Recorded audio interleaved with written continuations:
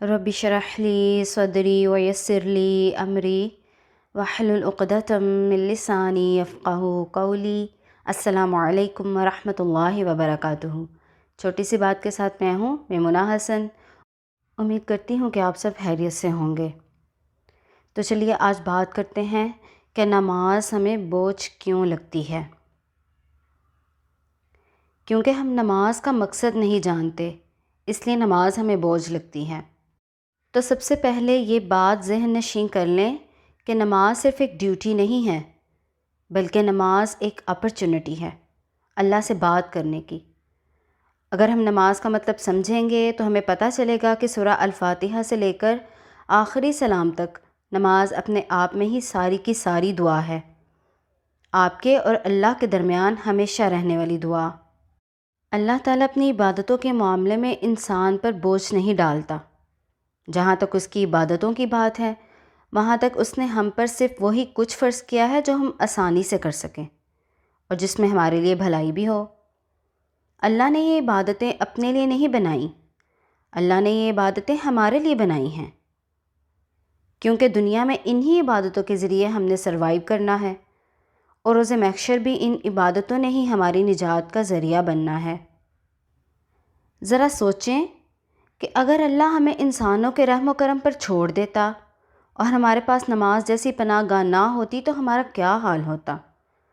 اگر ہمارے پاس رونے اور مدد مانگنے کے لیے سجدہ نہ ہوتا تو ہماری روح کیسے سکون پاتی؟ ہم خوش قسمت ہیں کہ ہم اپنے اللہ سے بات کر سکتے ہیں۔ ہم خوش قسمت ہیں کہ اللہ نے ہمیں ان تمام لوگوں میں سے ہدایت دی جو اب تک بھٹکے ہوئے ہیں۔ اس سے بڑی اور کیا نعمت ہو سکتی ہے؟ نماز کائنات کی سب سے سیف جگہ ہے، ایسی جگہ جہاں برتر اور کمتر دونوں ایک جیسے ہوتے ہیں، جہاں نیکوکار اور گناہ گار سب برابر ہو جاتے ہیں۔ ابھی کچھ دیر پہلے میں نے ایک کوٹیشن پڑھی جو کچھ یوں تھی کہ تنہائی میں کبھی چاند کو دیکھنا اور دیکھ کر سوچنا کہ رسول اللہ صلی اللہ علیہ وسلم بھی اسی چاند کو دیکھا کرتے تھے، لیکن ہم جائے نماز پر کھڑے ہو کر یہ کبھی نہیں سوچتے کہ یہ وہی جگہ ہے جہاں رسول اللہ صلی اللہ علیہ وسلم ہر مشکل گھڑی میں آیا کرتے تھے اور اللہ سے صرف مدد مانگا کرتے تھے، اور صرف اس جگہ پر کھڑے ہونے سے اللہ نے ان کی کیسے کیسے وسیلوں سے مدد کی تھی، یہ تو ہم بھول ہی جاتے ہیں۔ دعائیں نماز سے علیحدہ نہیں ہوتیں۔ آپ جتنی نمازوں میں پابندی رکھیں گے، اللہ اتنی ہی آپ کی دعاؤں کی قبولیت کے معاملے میں پابندی رکھے گا۔ تو اگلی دفعہ جب آپ جائے نماز پر کھڑے ہوں تو یہ سوچ کر کھڑے نہیں ہونا کہ ہم اللہ سے بات کرنے کے لیے آئے ہیں، بلکہ یہ سوچنا ہے کہ وہ ہمیں سننے کے لیے آیا ہے، وہ ہم سے بات کرنے کے لیے آیا ہے۔